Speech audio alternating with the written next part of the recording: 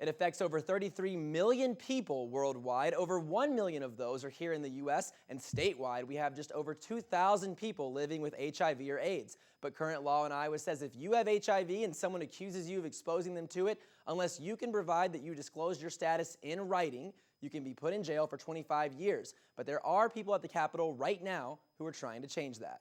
If you live in Iowa and you're HIV positive, current law could land you in jail if you can't prove you disclosed your status to someone you're intimate with, even if you don't actually transmit the virus. If you cannot prove that you disclosed your HIV status to your partner, you can be sentenced to 25 years in jail and a lifetime sex offender registry. Tami Haught was diagnosed with HIV in 1993. Ever since, she's been an activist in the state to reduce the stigma. She says the current law is one size fits all. She helped propose a new law that only gives a Class B felony if you intend to transmit HIV to your partner and actually do without their knowledge. Everyone agrees if somebody is intentionally transmitting something, they should be sentenced to the full extent of the law.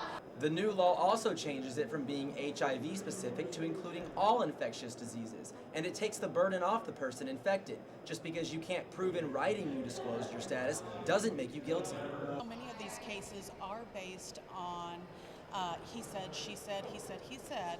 Tami has been pushing to change the law for years. It finally passed the Senate unanimously 2 weeks ago, but the House hasn't taken it up in committee yet. It all starts here in this room. The House Judiciary Committee meets here every Monday, and they have to actually assign the bill to a subcommittee who then submit a polished version to the entire committee.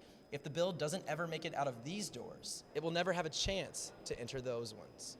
House Judiciary Committee Chairman Chip Baltimore says other bills have taken a priority so far. This hasn't been a great source of attention within the committee, which has House Democrats asking how it was unanimously supported in the Senate.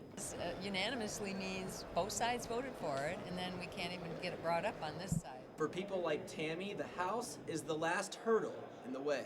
And the House Judiciary Committee assigned the bill to a subcommittee today. They have until Friday to get the bill passed out of the overall committee, or it won't be taken up this year.